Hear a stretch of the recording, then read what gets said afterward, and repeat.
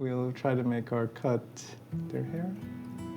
So you can see like the vascular ring of this. Yeah, right? It's actually got a different color altogether. It's got a different color. It's like a little, yeah, it's a little easier to see. White ring.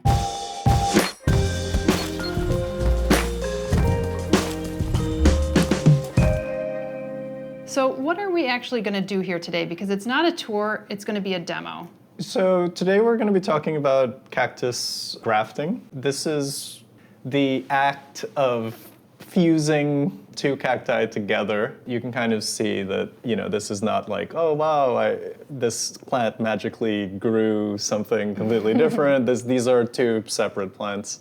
And I think many people will be familiar with the moon cactus. You see it at like bodegas or pharmacies, like this very neon colored cactus on top of a stalk. So that's like a good example of a grafted cactus. Grafting is a technique that definitely can serve a lot of purposes for people interested in growing these plants. The primary reason is that certain species that people are interested in do grow very slowly. So grafting is definitely a way that you can boost the growth. So typically what it means is that the cactus that you select to be the stock has a higher growth potential, whether the rate or just how big it can actually get. These are two plants that we grew from seed, and they're the same age. Oh, wow. Yeah. So this is Echinocerius davicii. This is like an adult-sized plant, about 6 years. It's found in Texas, actually, Brewster County. And then next to it is a Gymnocalycium saglionis. So these plants have the ability to grow much, much bigger. But essentially, it's like saying, okay, if you look at the species you want and you figure out, okay, how slow growing are there? Maybe grafting is a way that you could increase things, basically. Right, and sometimes I know, at least when you're doing a graft on like a woody tree, for instance, sometimes the roots are susceptible in a specific soil to disease. Is that maybe another reason for cacti, or is it just to stimulate growth? It is true that the root systems of some cacti definitely are a little more sensitive. Like you've probably heard people debate the relative merits of certain soil mixes and what to add. So the idea is that if the stock plant is something kind of robust, you can improve maybe the longevity or make it like a little bit easier. For instance, like some of these columnar cacti, like people use for grafts, like this is, we believe, Myrtlocactus geometrizans, or this is like a Pallassus cereus species.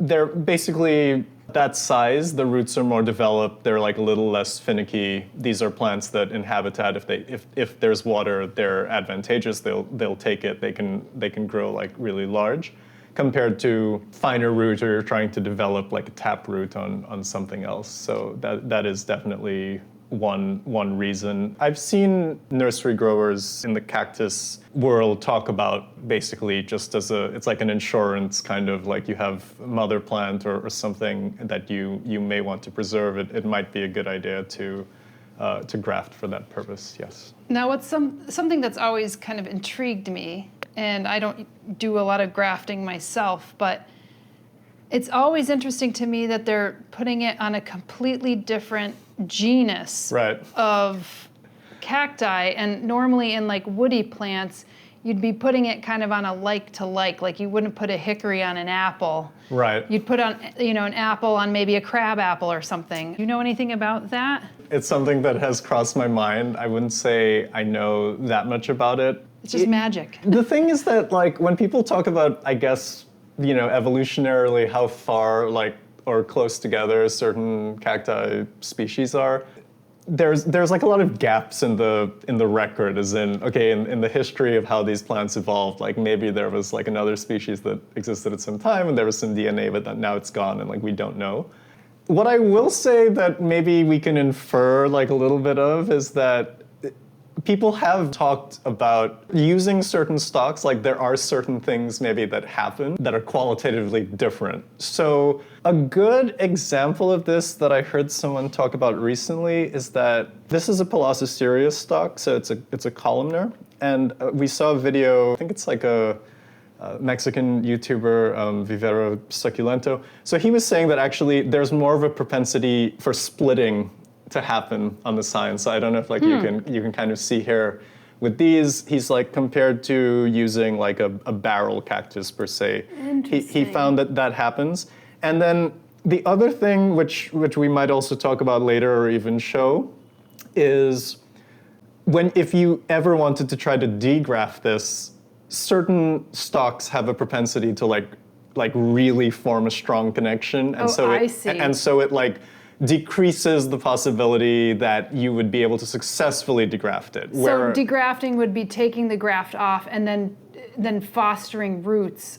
Exactly. On the top part of the plant. Exactly. Okay, and we were talking earlier off camera, but is it the vascular bundles that need to align? Because that, again, in a graft on a woody plant, you really want it to have a tight graft union, and you want to have the same size of the rootstock versus the scion. How do you match it when I see this? Oh, this is big, compared to that, When we do the demo, and you'll see like a cross section of the cactus. Definitely.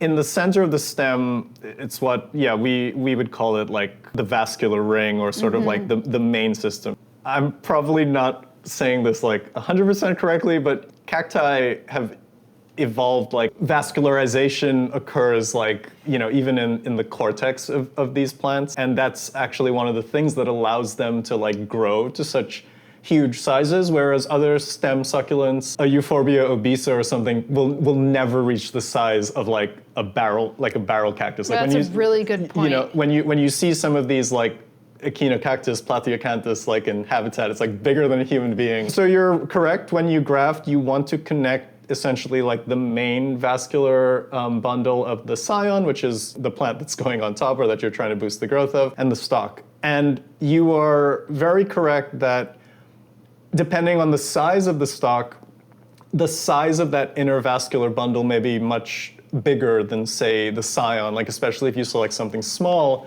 And so one thing that we've, is like a proof of concept, you could say, is like, for instance, like when we did this graft, this is the Pallassus cereus cutting. It had a very large vascular bundle, so we placed two scions like kind of on the perimeter. And so now you can kind of see like, it's like a Siamese twin. It's like it's kind of like you can see where they're connected, right. Like how there's one and it's separate, and so the bodies are budding. So to me, that's like a kind of a proof of concept that yes, like that larger vascular bundle on a mature stalk could support multiple plants. I mean, there's like actually some luck involved, like in terms of they actually figured out that they should grow apart from each other and not try to like, squeeze into each other. Yeah. This is like one example of it working. This is actually another one. I think this stock is like some kind of like Stenocereus. So we have like two cultivars of Astrophytum. This is the Hanazono or flower garden.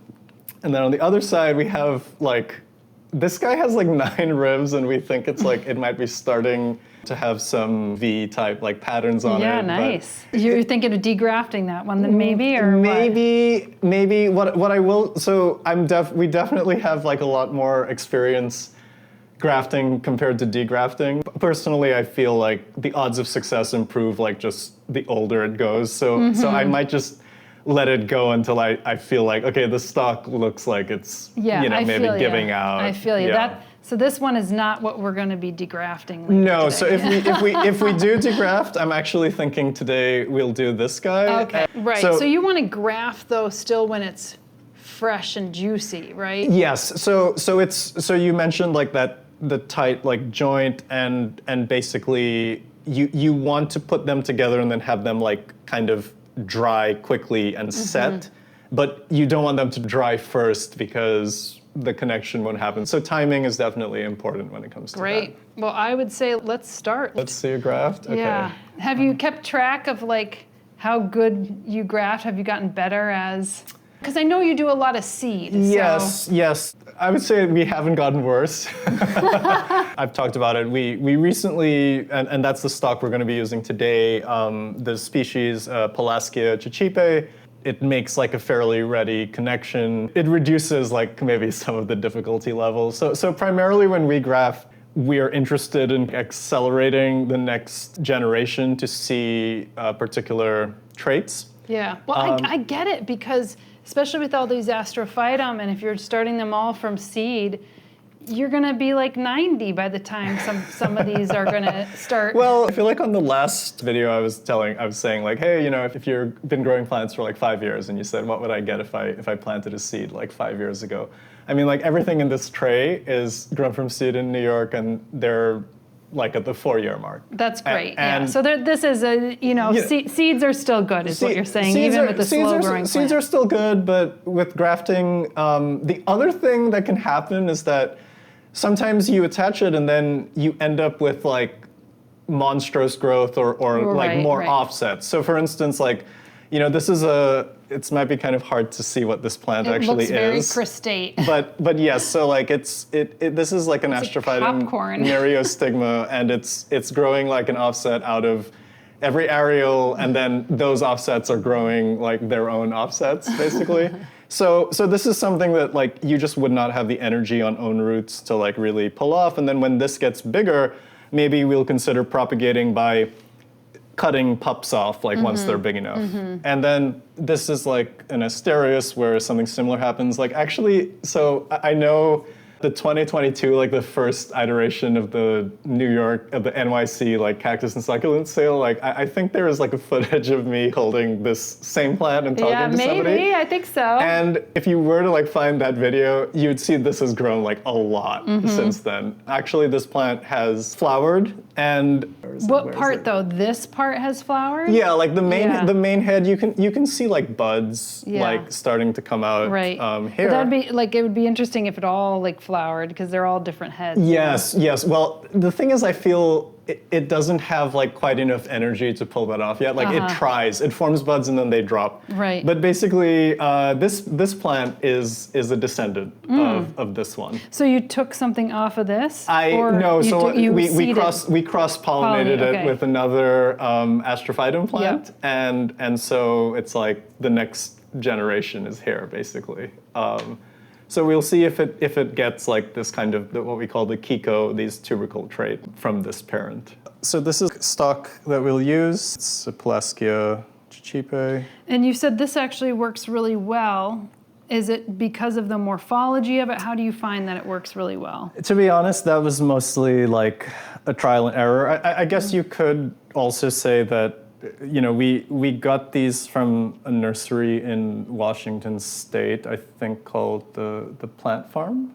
Yeah, Plant Farm. Plant farms I know in like Spokane, and we found the quality of the plants very good. We never had like problems with it, so that was just good luck. What kicked this off, the Pelasgia, is that I think we bought one in Home Depot and we used it as a stock, and we found that it worked. It's actually this one. Oh wow! And then, that's a nice one. Yeah, and then from there we were like, oh well, if it works, like why not try it again? So that's pretty much it. And then will be an astrophytum for the top, or yes, I think so. You know, it's possible to do this by yourself because normally Georgiana and I work on it. We're going to use one of these seedlings because they're like a little bigger. They look like little peas. Little peas. These are also like New York. Born and raised. Born and raised. So these are seeds that are produced by adult plants like in New York City. We feel pretty good about this generation. So I mean, like honestly, is there one here that you think is interesting and we can just pick that? Jumps out at me? Yeah. This. Okay. Or this. Or that. I don't know. What do you think out of those three? I want to try to go with this that one. Yeah, it looks a little bit more like kaleidoscopic. Yeah. It's got almost like swirls it's almost, going on. It's almost got a spiral. Spiral, as opposed to, yeah. Exactly. Yeah. Equipment that you're going to want is a cutting tool. We're going to use an X-Acto knife. We use like the 70% isopropyl alcohol to disinfect before making cuts. So, disinfect. Wipe this off. I'm going to ask my assistant where she thinks the cut should be made, basically. That looks good, yeah. It looks good. Okay, so when you cut, try to not go through, well, it can be hard to like not go through the aerial, but just because it's more difficult. Looks like we made it. Almost looks like a star fruit. Right, right. So I don't know, can you see in the center, like that's the vascular ring, this like little circle here? One thing that's recommended is a kind of like beveling where you cut some of the perimeter at a downwards angle. And the reason is because if you were to just like leave this and it dries, sometimes the center kind of depresses, just I guess loss of moisture, or the tissue expansion and contraction is like a bit different. And if that goes down, then you might kind of like lose the attachment to the scion. So what I'll be doing here is kind of just like making some additional cuts so that the top is kind of sticking up, and I will make one more cut to get like a kind of a clean cross section of the vascular ring before attaching the scion, and also to get the surface like a little more horizontal. But so, like this is what we do, and then we'll probably make like one final cut before putting the scion on. Pretty decent looking roots. It looks pretty healthy. But you're actually going to take the roots off, no? Yeah, exactly. So I mean, we're gonna end up making a cut like maybe somewhere here, and then we're gonna like attach this. We'll try to make our cut through here. You can see like the vascular ring of this. Yeah, right? it's actually got a different color altogether. It's got a different so color. It's like a little it's a little easier to see. white ring. Okay, so let's do one last kind of horizontal cut here. So I want this ring to intersect sort of like the perimeter of this ring. So I'm gonna try, I think I'll go like basically not completely on the center, but like something like this. Why is that? Well, I guess because if you really put the center of the scion exactly in the center of this, it's going to, like, you might not get the overlap, like, meaning we can maybe demonstrate the concept with, like, two concentric circles or something, but so if you're one person doing it by yourself, maybe, like, I was thinking that the easier way to do this is you can attach your tape to the pot first. Hold this over. Oops. This is just to keep it This is stable. to keep it stable from moving. Pull and then try to keep it secured. Right, so I see how you like to have 4 hands so you can keep it secure while someone's taping. Yes, and then And you don't want it to move.